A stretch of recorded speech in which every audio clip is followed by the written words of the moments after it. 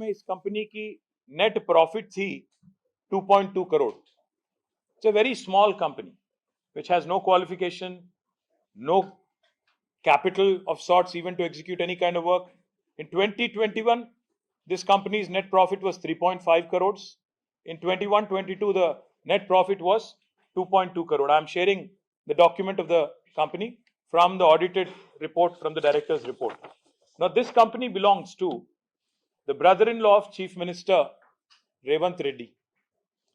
Now, this brother-in-law's name is Srujan Reddy, and this company, Shodha Constructions, is an unknown entity as far as Telangana is concerned, as far as Andhra is concerned. With a net profit, let me remind you again, of only 2.2 crore. Now, magically, as soon as Revant Reddy becomes Chief Minister, this company magically starts getting a lot of attention, and the crony capitalism that Rahul ji keeps talking about. This is a classic example of that. I have written an elaborate letter to Sri Manohar Lal Khattar ji, which I have shared with all of you. In this, I would like to point out this company, an unknown entity, which no qualifications, most importantly, with no qualifications whatsoever, to actually be able to execute large quantum of work to the extent of 1,137 crore, has been awarded a package which is humongous for the company of this size, and most importantly, this has only come to the fore. ये बाहर निकला, ये बात government ने नहीं बताया, किसी media ने इसके बारे में नहीं बताया, बाहर किसी ने नहीं बताया. अल्टीमेटली ये बात बाहर आई 13 मार्च 2024, जबकि इंडियन ह्यूम पाइप कंपनी ने एक चिट्ठी लिखी नेशनल स्टॉक एक्सचेंज को और बॉम्बे स्टॉक एक्सचेंज को, क्योंकि IHP is a listed company, it's a large company. IHP ने एक चिट्ठी लिखी कि हमने तेलंगाना की गवर्नमेंट ने जो टेंडर बुलाई, इसमें एक जॉइंट वेंचर हमने बनाई AMR के साथ, शोधा कंस्ट्रक्शन के साथ, और हमें एक इसमें काम मिला 1137 crore. But here is the interesting part. जेवी बनाना गलत नहीं है, काम लेना गलत बात नहीं है. Here is the interesting part. Now in this very later IHP says the value of the work awarded is rupees 1137 crore excluding GST, and the share of the works executed by IHP is 20% only. मैं फिर से कहना चाहता हूं, 1137 करोड़ की काम मिलती है कंपनी को, छोटी कंपनी को, जिसका नेट प्रॉफिट लास्ट ईयर था 2 करोड़. उसको एग्जीक्यूट करने का मौका दिया जाता है, जॉइंट वेंचर बनाया जाता है. सब चीफ मिनिस्टर का खुद का डिपार्टमेंट है. पैसा गवर्नमेंट ऑफ इंडिया का है, डिपार्टमेंट चीफ मिनिस्टर का है, और ब्रदर इन लॉ है चीफ मिनिस्टर का, उसकी कंपनी है, और जेवी बनाया जाता है. 80% काम, 80% of the work is awarded because IHP is a great company, goodness of their heart. इतनी ज्यादा उनकी बड़ी दिल है कि इतने बड़े कंपनी होने के नाते, उनके इतनी बड़े कंपनी होने के बावजूद उन्होंने ये तय किया कि सिर्फ और सिर्फ 20% काम वो करेंगे. मुझे तो शक है कि 20% भी वो नहीं करेंगे, वो भी अल्टीमेटली फिर रेवंत रेड्डी जी के ब्रदर इन लॉ को दिया जाएगा. इससे बड़ा क्रोनी कैपिटलिज्म का एग्जाम्पल कोई और नहीं हो सकता. इसीलिए मैं यहां पे आया हूं और पूछना चाहता हूं राहुल गांधी जी से, और बीजेपी के लीडर और बीजेपी के जो केंद्र मंत्री यहां पे हैं उनसे भी, कि भाई आप बात करते रहते हो क्रोनी कैपिटलिज्म की, करप्शन की, अब्यूज ऑफ इंस्टीट्यूशंस की, इससे बढ़कर क्या एग्जाम्पल मैं आपको दूं. इसीलिए मैं कल शाम में हमारी पूरे टीम के साथ मनोहर लाल खट्टर जी से मैंने मुलाकात की. उनसे रिक्वेस्ट भी मैंने की कि आप इमीडिएटली सारे के सारे वर्क्स 8,888 करोड़ जो आपने टेंडर बुलाए, इसको आप बर्खास्त करें, पूरा रद्द करें, कैंसिल करें, और इसमें एक जांच, डिपार्टमेंटल इंक्वायरी हो, चाहे हो आप, you can refer it to CVC, whatever you deem is appropriate, please do it, because office of profit एक खतरनाक इंस्टीट्यूशन है. मैं आपको 1 मिनट में ऑफिस ऑफ प्रॉफिट भी बताना चाहता हूं, इसमें क्या क्या हुआ इससे पहले मैं बताना चाहता हूं. This is also a violation of article 191 sub clause 1 of the Indian constitution, because office of profit में आपको याद होगा हेमंत सोरेन जी पे केस हो गया ईडी का, आज केस चल रहा है. साथ ही साथ आज अमृत 2 में जो भी हुआ तेलंगाना में, it is not very different from what was alleged against Hemant Soren. It's very similar. Likewise, let me also remind you, in fact, some very powerful people have been disqualified under this article 191 subclause 1. Shrimati Sonia Gandhi ji, आपको याद होगा 2004 या 5 UPA 1 में national advisory council की chairman भी थी और साथ ही साथ एमपी भी थी, और जब एक केस फाइल हुआ उन पे और पिटिशन आया उन पे कि ऑफिस ऑफ प्रॉफिट के अंदर you can't hold 2 positions, she had to relinquish 1 post.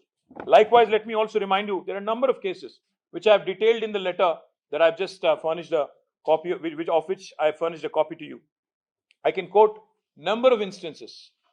There is a serious breach of office of profit clause in constitution. There is also a serious conflict of interest. जब सीधा chief minister के भाई साहब को आप काम दे देते हो और जिनकी कंपनी का कोई क्वालिफिकेशन नहीं, कोई नाम तक नहीं, इससे पहले उन्होंने कभी कोई काम तक नहीं किया, ऐसी कंपनी को आप दे देते हो. इसीलिए मैं पूछना चाहता हूं आज प्रधानमंत्री जी से कि मैंने सुना आपकी भाषण महाराष्ट्र में, आप कह रहे थे कि तेलंगाना एटीएम बन गया कांग्रेस के लिए. हाँ, मैं मानता हूं, हम सहमत हैं कि तेलंगाना एटीएम बन गया राहुल गांधी जी के लिए और कांग्रेस पार्टी के लिए. पर आप क्या कर रहे हो? हम जब यहां पे आपको आधार सहित आपको दे रहे हैं, फैक्ट्स के साथ, एविडेंस के साथ, आपके गवर्नमेंट को हम शिकायत करके बता रहे हैं कि गलती हो रही है और यह भी अमृत स्कीम है जो गवर्नमेंट ऑफ इंडिया का पैसा है, तो आपकी गवर्नमेंट क्या कर रही है? प्रधानमंत्री जी, आप कहते हो आरआर टैक्स वसूल होता है तेलंगाना में. आरआर टैक्स मतलब राहुल रेवंत टैक्स. ये मेरी बात नहीं है, मेरी नॉमेनक्लेचर नहीं है, मैं सिर्फ और सिर्फ प्रधानमंत्री को कोट कर रहा हूं. प्रधानमंत्री जी कह रहे थे पार्लियामेंट इलेक्शन के दौरान कि आरआर टैक्स वसूल होता है. मैं पूछना चाहता हूं प्रधानमंत्री जी से, जब आपको पता है कि ऐसी एक इलीगल टैक्स कांग्रेस पार्टी की एटीएम तेलंगाना से आज जोरों शोर से चल रहा है, ऐसे काम, गलत काम, तो आप क्यों नहीं, आपकी गवर्नमेंट एक्शन लेती है? और साथ ही साथ मैं ये भी पूछना चाहता हूं कि मनोहर लाल खट्टर जी और उनकी डिपार्टमेंट और यहां की government of India, will you or will you not act on the Amrit scam in Telangana? This will be a litmus test for BJP leadership in Delhi. आप जो भी कहते हो, इस बात में अगर आप विश्वास रखते हो कि कांग्रेस ने एटीएम बना लिया तेलंगाना को और बहुत ऐसे ही चीज आरआर टैक्स, अगर इस बात में सच्चाई है कि आप मानते हो इसमें सच्चाई है, तो आप तहकीकात शुरू करो, जांच शुरू करो, कैंसिल करो, रद्द करो जो अमृत में 8,888 करोड़ का वर्क बुलाया गया, जिसमें ब्रदर इन लॉ को तो 1,000 से ज्यादा करोड़ का वर्क दिया, बाकी लोगों को भी, उसमें तेलंगाना का एक मंत्री को भी काम दिया गया. तेलंगाना का रेवेन्यू मिनिस्टर है श्रीनिवास रेड्डी, उसके कंपनी को भी काम मिला इसमें अमृत में. तो मैं पूछना चाहता हूं, जो आदमी कैबिनेट में बैठता है, जो आदमी अल्टीमेटली टेंडर सैंक्शन करता है, जो इंस्टीट्यूशन टेंडर सैंक्शन करती है, अगर उनके घर वालों को आप काम देने लगते हो, ये कॉन्फ्लिक्ट ऑफ इंटरेस्ट नहीं है क्या? ये ब्रीच ऑफ आर्टिकल 191 नहीं है क्या? Office of profit clause attract नहीं होता है क्या? ये रैम्पेंट करप्शन नहीं है क्या? ये क्रोनी कैपिटलिज्म नहीं है क्या? अगर इस बात में सच्चाई नहीं है तो बीजेपी बता दे देश को कि इसमें कोई गलती हुआ ही नहीं और कांग्रेस ने सही किया जो किया. अगर इस बात में सच्चाई है तो जांच शुरू करो और जिन जिन पे एक्शन लेना है एक्शन लो और दुनिया को बता दो कि you mean business. Whatever you say, you stand by it. Let me also quickly add one more thing before I wind up. This is just the first episode, let me promise you.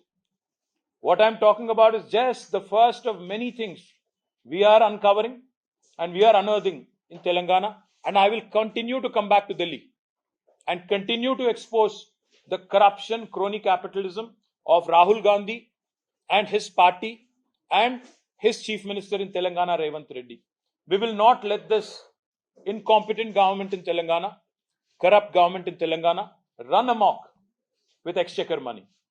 And finally, I hope, because कल हम लोग जब पूरे MPs के साथ खट्टर साहब से मिले तो उन्होंने कहा कि 25 तारीख को पार्लियामेंट शुरू हो रही है, तब तक हमें समय दीजिए, मैं भी थोड़ा जानकारी लेता हूं, आपके एमपीज के साथ मैं संपर्क में रहूंगा।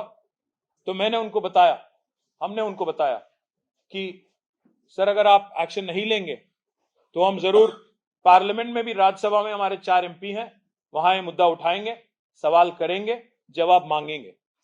उम्मीद करता हूं कि भारत सरकार हमारी आरोप को सीरियसली लेगी और तहकीकात शुरू होगी, जांच शुरू होगी और इसका कोई नतीजा भी निकलेगा और ये रैम्पेंट करप्शन जो है इसको अरेस्ट करने की प्रयास आपके तरफ से भी होगी। केवल लिप सर्विस से कुछ नहीं होता, बस ये कहने से कि तेलंगाना एटीएम बन गया कुछ नहीं होता, इसके बारे में कुछ करना भी होगा। प्रधानमंत्री जी, तो आप स्वयं कह चुके हो, इसलिए आप भी रिस्पॉन्ड करिए, मैं आपसे रिक्वेस्ट करता हूं। और जैसा मैंने कहा, this is just the first among many, there is more to come. अगर कांग्रेस को लग रहा है कि हमें दिल्ली नहीं आना चाहिए, दिल्ली में नहीं बताना चाहिए, मैं उनको याद दिलाना चाहता हूं, आपके चीफ मिनिस्टर और आपकी गवर्नमेंट जो 11 मंथ ओल्ड है, उनके तो अभी 25-26 ट्रिप हो गए दिल्ली का। हर 2 हफ्ते में बेचारा रेवंत रेड्डी दिल्ली आता है, हर 2 हफ्ते। अभी तक 26 पैसा भी नहीं मिला दिल्ली से, वो अलग बात है हमें, हमारी तेलंगाना गवर्नमेंट को। पर इसलिए मैं कहना चाहता हूं, अगर आप 26 बार आओगे, कम से कम हमें भी तो 2-4 बार तो आना पड़ेगा, आपके करप्शन को एक्सपोज करना पड़ेगा। ये तो हमारी जिम्मेदारी है, रिस्पॉन्सिबिलिटी है as principal opposition. So we will come back, we will continue to come back, we will continue to question this government, is what I would like to say. Telugu में, if you don't mind, can I switch और should I? If బావుమరిదికేమో అమృతం పంచి అర్హత లేని కంపెనీకి 1137 కోట్ల రూపాయల వర్కులు కట్టబెట్టి, ఇది శోధా కన్స్ట్రక్షన్స్ యొక్క ఆడిటెడ్ రిపోర్ట్. 2020-21 సంవత్సరంలో 3 కోట్ల లాభాల్లో ఉన్న కంపెనీ, 21-22లో 2.5 కోట్ల లాభాల్లో ఉన్న కంపెనీ ఈరోజు 1137 కోట్ల వర్క్, అమృత్ వర్క్ వారికి పంచిపెట్టింది రేవంత్ రెడ్డి గారు.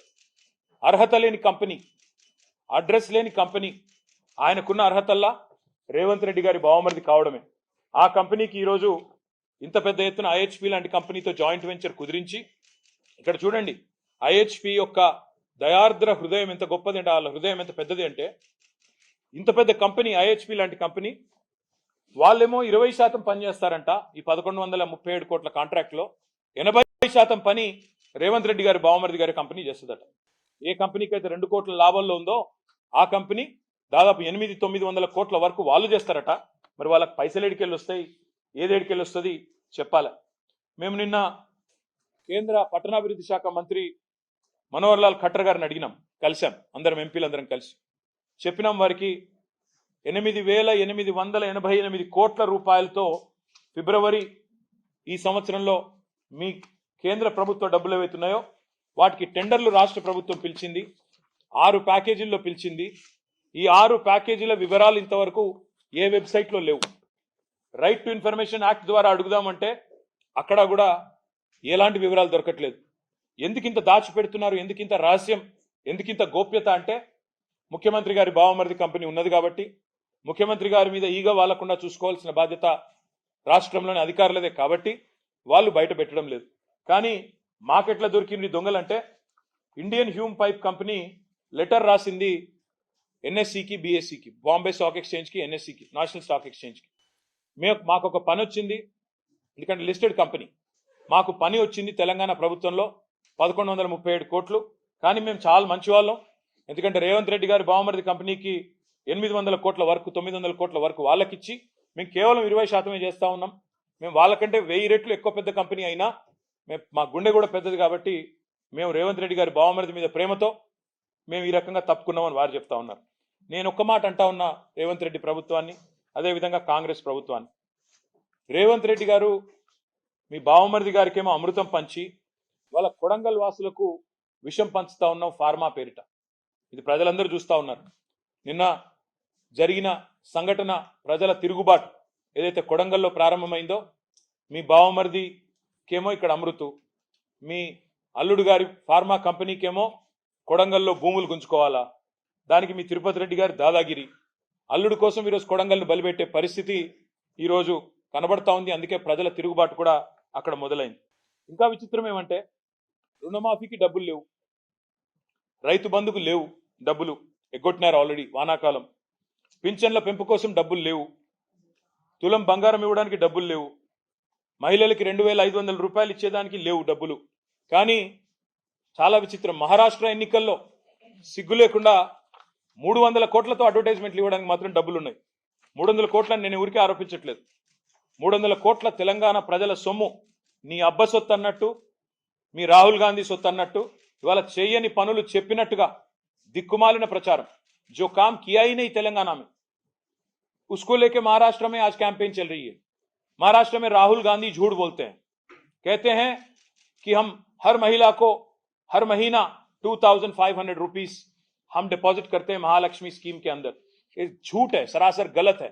मैं राहुल जी से सवाल करता हूं, उनसे डिमांड करता हूं, आप आइए तेलंगाना, एक महिला मुझे मिलाइए, दिखाइए जिनको आपकी गवर्नमेंट ने 2,500 रुपया महीना आज तक दिया हो इस 11 महीने में. मैं पूछना चाहता हूं राहुल जी से, आप जो यहां पे झूठ बोल के महाराष्ट्र में सियासी फायदे के लिए आप कोशिश कर रहे हो, इसमें एक भी 300 करोड़ खर्च करके जो आप कैंपेन कर रहे हो तेलंगाना प्रजा की धन के साथ, इसमें एक भी अगर सच्चाई है क्या, आप एक बार अपने आप से इंट्रोस्पेक्ट कर लेना. मैं दूसरी बात भी कहना चाहता हूं, వీళ్ళు తెలంగాణలో కాంగ్రెస్ హైకమాండ్ మోడీ గారు అంటా ఉన్నారు ఏటీఎం అయిపోయింది తెలంగాణ. ఎస్, రాహుల్ గాంధీ कांग्रेस पार्टी की तेलंगाना हैज बिकम एटीएम. मैं मोदी जी से पूछना चाहता हूं, मोदी गारिని అడుగుతా ఉన్నా, మరి తెలంగాణ ఏటీఎం అయితే మీ ప్రభుత్వం ఏం చేస్తుంది? మేము నిన్న నెల కిందట రాసినాం మీ కేంద్ర మంత్రి గారికి ఉత్తరం, డీటెయిల్ గా రాసినాం. ఆఫీస్ ఆఫ్ ప్రాఫిట్ అంటే, ఆఫీస్ ఆఫ్ ప్రాఫిట్ అంటే ఏంటంటే, ఇప్పుడు నేను ఉన్నాను, ప్రతిపక్షంలో ఉన్నాను, రేపు నా కుటుంబ సభ్యులు ఎవరైనా కంపెనీ పెట్టారనుకోండి, ఒక ఇన్ఫ్రాస్ట్రక్చర్ కంపెనీ పెట్టారు, 4 ఏళ్ల తర్వాత మా పార్టీ అధికారంలోకి వస్తుంది, వచ్చిన తర్వాత నేను క్యాబినెట్లో మంత్రిగా ఉన్నాను అనుకోండి. మరి నేను క్యాబినెట్లో మంత్రిగా ఉండి నా బంధువులకు సంబంధించి, నా కుటుంబ సభ్యులకు సంబంధించిన కంపెనీకి నేరుగా 1,100 కోట్ల వరకు 1,000 కోట్ల వరకు ఇస్తే అది కాన్ఫ్లిక్ట్ ఆఫ్ ఇంట్రెస్ట్ కాదా? అది తప్పు కాదా? ఈరోజు జరుగుతున్నది తెలంగాణలో అదే. పొంగులేటి శ్రీనివాసరెడ్డి గారు, రేవంత్ రెడ్డి గారు ఇద్దరు కేబినెట్ సమావేశంలో కూర్చుంటారు. రేవంత్ రెడ్డి గారి బావమరిదికి 1,100 కోట్ల వరకు, పొంగులేటి గారికి 4,350 కోట్ల వరకు. ఇది ఆఫీస్ ఆఫ్ ప్రాఫిట్ కిందికి రాదా? ఆర్టికల్ 191 సెక్షన్ 1 బ్రీచ్ కాదా? ఉల్లంఘన కాదా? నేను కేంద్ర ప్రభుత్వాన్ని అడుగుతా ఉన్నా. ఆఫీస్ ఆఫ్ ప్రాఫిట్ అనే క్లాస్ కింద గతంలో మహామహులు తమ పదవులు కోల్పోయారు. ఈరోజు జార్ఖండ్ సీఎం హేమంత్ సోరెన్ మీద పెట్టిన కేసు ఇదే కేసు కదా. తమ వారికి, అస్మదీయులకు, బంధుమిత్రులకు లాభం చేకూర్చారనే కదా ఆయన మీద పెట్టిన కేసు. మరి అదే కేసు ఇవాళ నేను అడుగుతున్నా బీజేపీ వాళ్ళని, మీరు రేవంత్ రెడ్డి మీద, పొంగులేటి శ్రీనివాస్ రెడ్డి మీద ఎందుకు పెట్టడం లేదు అని నేను అడుగుతా ఉన్నా. సమాధానం చెప్తారా? ఒకవైపు మీరే చెప్తారు తెలంగాణ ఏటీఎం అయింది. మరి తెలంగాణ ఏటీఎం అయితే కేంద్రం నిష్క్రియాపరంగా ఎందుకున్నది? ఎందుకు చర్యలు తీసుకోవడం లేదు? ఎందుకు మీరు వెంటనే ఎంక్వైరీ స్టార్ట్ చేయడం లేదని నేను అడుగుతా ఉన్నా. చివరిగా నేను గుర్తు చేసేది, ఆఫీస్ ఆఫ్ ప్రాఫిట్ కింద చాలా మంది ఉద్యోగాలు పోయినాయి. సోనియా గాంధీ గారు పదవి వదులుకోవాల్సి వచ్చింది, అశోక్ చవాన్ గారు పదవి వదులుకోవాల్సి వచ్చింది, రేవంత్ రెడ్డి గారు కూడా పదవి వదులుకోక తప్పదు, పొంగులేటి శ్రీనివాస్ రెడ్డి కూడా పదవి పోక తప్పదు. ఎందుకంటే కౌన్సిల్లో కూర్చొని, క్యాబినెట్లో కూర్చొని, క్యాబినెట్ మీటింగ్లో కూర్చొని నువ్వే అప్రూవల్ చెప్పి తర్వాత నీ కంపెనీకి నువ్వే ఇచ్చుకుంటే అది డైరెక్ట్గా ఉల్లంఘన కాదా అని నేను అడుగుతా ఉన్నా. అందుకే నేను ఈ బడా కాంట్రాక్టర్లు నడుపుతున్న ఈ ప్రభుత్వం ఏదైతే ఉందో వారికి నేను ఒకటే చెప్తా ఉన్నా. మీరు అడుగుతున్నారు నిన్న పొంగులేటి గారు, మీకేం పని ఢిల్లీలో అంటున్నాడు. అంటే ఢిల్లీకి వచ్చి 26 సార్లు 26 పైసలు దేని అసమర్థుల కంటే ప్రధాన ప్రతిపక్షంగా మేము ఢిల్లీకి వస్తాం. ఇక్కడ ఉన్న కేంద్ర ప్రభుత్వాన్ని, ఇక్కడ ఉన్న కేంద్రంలోని అధికారుల్ని, కేంద్రంలోని సంస్థల్ని, ప్రెస్ని కలుస్తాం. దేశ ప్రజల దృష్టికి మీ మోసాన్ని తీసుకొస్తాం. మీకెందుకు భయం అవుతుంది మేము ఢిల్లీకి వస్తే? మీకెందుకు ఇబ్బంది అవుతుందని నేను అడుగుతా ఉన్నా. ఇంకొక మాట కూడా నేను విజ్ఞప్తి చేస్తా ఉన్నా. मैं रिक्वेस्ट करना चाहता हूं इलेक्शन कमीशन ऑफ इंडिया को भी कि आप महाराष्ट्र और तेलंगाना की जो बॉर्डर एरिया है, इसमें आप भी और चेकपोस्ट लगाओ, क्योंकि आज तेलंगाना एटीएम बन गया कांग्रेस के लिए। महाराष्ट्र के इलेक्शन में काफी सारा पैसा आज तेलंगाना से वहां तक महाराष्ट्र तक बह रहा है। అక్కడ దాకా వరద బారుతా ఉంది ఇవాళ డబ్బులది. ఖచ్చితంగా వాళ్ళు కూడా పరిశీలించాలి ఎలక్షన్ కమిషన్ కూడా నేను డిమాండ్ చేస్తా ఉన్నా. ఇంకొక మాట కూడా నేను చివరిగా చెప్తా ఉన్నా. ప్రభుత్వ వైఫల్యాలను మేము చీల్చి చెండాడుతుంటే, వీళ్ళ స్కామ్లు ఒకటి తర్వాత ఒకటి బయట పెడుతుంటే వీళ్ళకు దడబట్టుకుంది. సివిల్ సప్లై స్కామ్ ఉంది, నెక్స్ట్ పొంగులేటి శ్రీనివాసరెడ్డి గారి కంపెనీకి సంబంధించిన లీలలు నెక్స్ట్ వస్తాయి. అన్నిటికీ ఢిల్లీకి వస్తాము, బరాబర్ వస్తాము. ఢిల్లీలో తప్పకుండా ఇక్కడ విచారణ సంస్థలను కలుస్తాం. 100% మీ భరతం పడతామని చెప్పి కూడా నేను విజ్ఞప్తి చేస్తా ఉన్నా.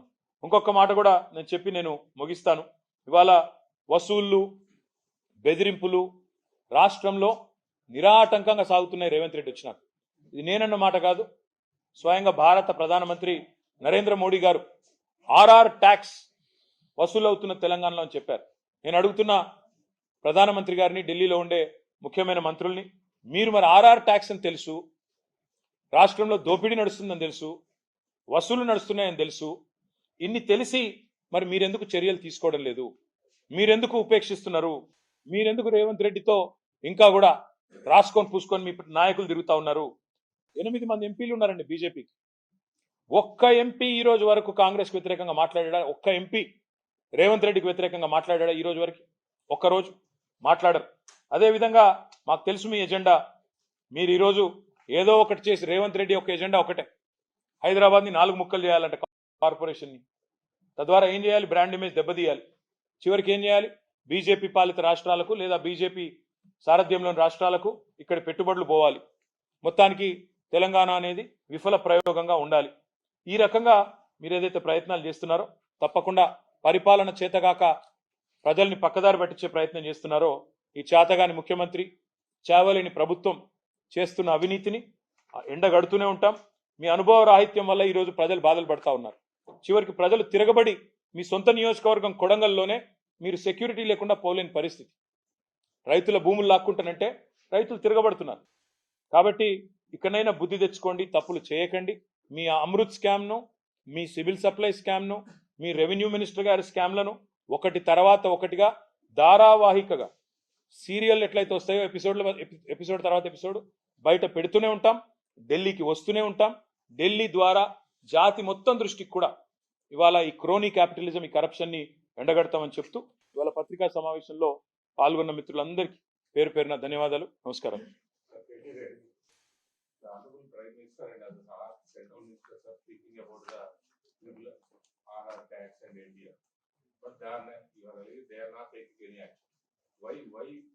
Why these things happen? Are you suspecting anything behind Ravindra Reddy and BJP leadership? Something is happening. See, I am not in Delhi. Unfortunately, I am not privy to what happens in Delhi. You should tell me more, because यहाँ पे दिल्ली में किसका गुफ्तगू किसके साथ हो रहा है, कौन रात में अंधेरे में किसके साथ मिल रहा है, किसका दोस्ती किसके साथ हो रही है, मेरे से बेहतर आप जानते हो, मुझसे बेहतर आप जानते हो. तो मैं बस इतना ही कहूँगा, हम इंतजार करेंगे कि इस पे कोई जांच होगी. अमृत के बारे में हमने इतना सारा डिटेल में, विस्तार में इनको बताया, मंत्री जी को और यहाँ के अधिकारियों को. तो हम उम्मीद करते हैं कि केंद्र सरकार इस बात पे कुछ करेगी. उम्मीद करते हैं कि मोदी जी जो बोलते हैं तेलंगाना एटीएम बन गया, उस बात को लेकर कुछ जांच होगी, कुछ तहकीकात होगी, इसके बारे में कुछ कार्रवाई होगी. अगर ये सब कुछ नहीं होता है, हमारे मन तो छोड़िए, हमारी इलेक्शन तो 4 साल दूर है, बट जनता के मन में जो एक शंका होगी कि क्या ये लोग मिले जुले हुए हैं क्या, क्योंकि हम एक अजीब सा चीज देख रहे हैं, एक अजीब सा अजब प्रेम की गजब कहानी चल रही है तेलंगाना में. हम रेवंत रेड्डी जी के बारे में कुछ बोलते हैं तो सबसे पहले उनका रक्षण कवच, उनका first line of defence is incidentally BJP ministers. Pandit Sanjay Kumar jumps to his rescue कि रेवंत रेड्डी बहुत अच्छा काम कर रहे हैं. पूरे हिंदुस्तान में हर जगह हम देखते हैं कि कांग्रेस और बीजेपी एक दूसरे के साथ भिड़ जा रहे हैं, पर एक तेलंगाना में ऐसा अजब प्रेम की गजब कहानी चल रही है कि रेवंत का जो तरफदारी है, रेवंत की जो एक सपोर्ट बेस आज बीजेपी में ज्यादा है.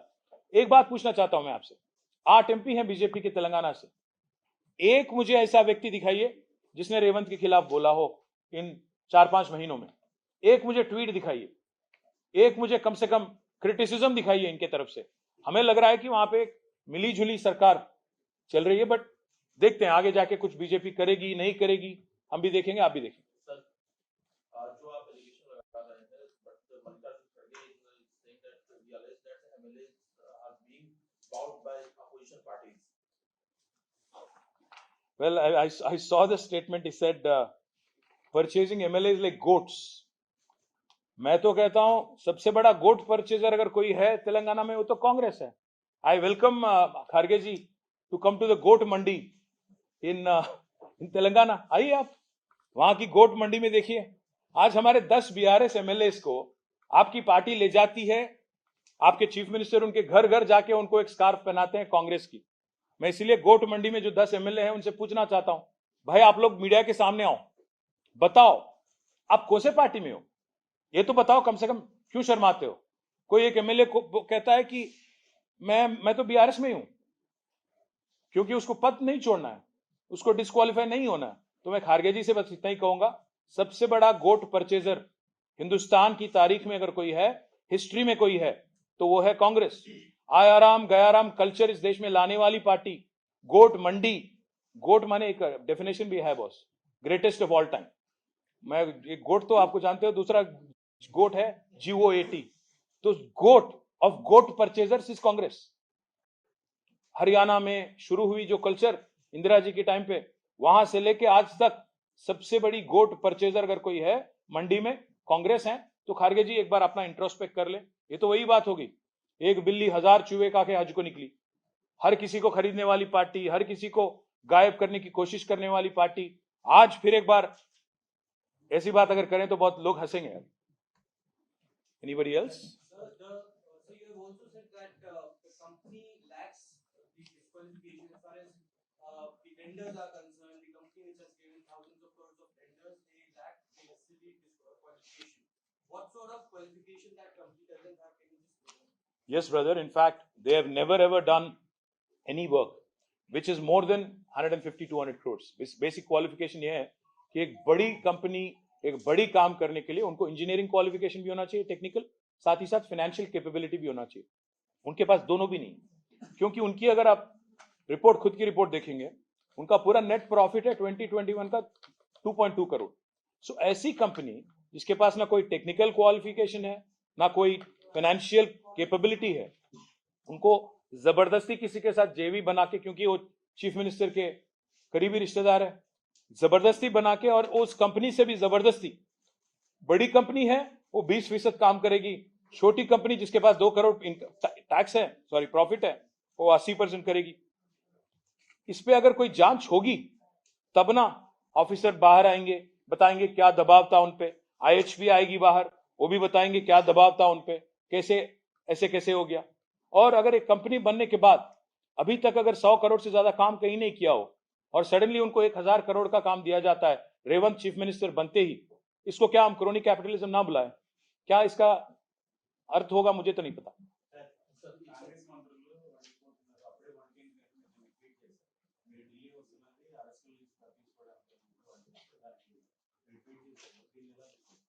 ఇప్పుడు నేను ఢిల్లీలో ఇక్కడ ఉన్నాను, ఇప్పుడు మళ్ళీ 245కి బయలుదేరి హైదరాబాద్ వెళ్తున్నాను। వాళ్ళు నన్ను ఏమైనా చేయదలుచుకుంటే నిరభ్యంతరంగా చేయొచ్చు। నా మీద ఏ ఎంక్వైరీ చేసుకుంటానన్నా, నా మీద ఏ కేసు పెట్టుకుంటానన్నా, ఎన్ని ఏజెన్సీల్ని పంపిస్తానన్నా నాకు ఎలాంటి అభ్యంతరం లేదు। నేను పొంగులేటి శ్రీనివాసరెడ్డి గారిని అడుగుతా ఉన్నా, మీరు సరిగ్గా 2-3 వారాల కిందట అదానీ గారితో కోహినూర్ హోటల్లో రహస్యంగా సమావేశమై ఆయన కాళ్ళు పట్టుకున్నారా లేదా? మీ మీద ईडी रेड జరిగి 5 వారాలైంది। आपको नेशनल मीडिया को भी ये जान के ताजुब होगी एक बात, 5 हफ्ते पहले तेलंगाना में एक बहुत बड़ा रेड हुआ ईडी का, वहां की रेवेन्यू मिनिस्टर पे। 5 हफ्ते हो गए, आज तक न ईडी एक लफ्ज कहती है, न रेवेन्यू मिनिस्टर एक बात कहते हैं। और मीडिया तो उस दिन ब्रेकिंग लगा रही थी, मैंने देखा कि काउंटिंग मशीन जा रहे हैं अंदर, क्योंकि पैसा इतना बरामद हुआ कि वहां पे काउंटिंग करने के लिए 2-2 मशीन की जरूरत पड़ी। तो आज तक 5 हफ्ते तक एक कांग्रेस की रेवेन्यू मिनिस्टर तेलंगाना में, उनके घर पे ईडी छापा मारती है, ना ईडी एक ट्वीट करती है, ना ईडी एक स्टेटमेंट देती है, ना ईडी कम से कम एक लीक देती है। लीक में तो माहिर है, पूरे बाकी लोगों से पहले मीडिया को खबर पहुंच जाती है। न लीक, न रिपोर्ट, न स्टेटमेंट, न ट्वीट। और मिनिस्टर साहब भी एकदम खामोश, वो भी कुछ नहीं बोलते हैं।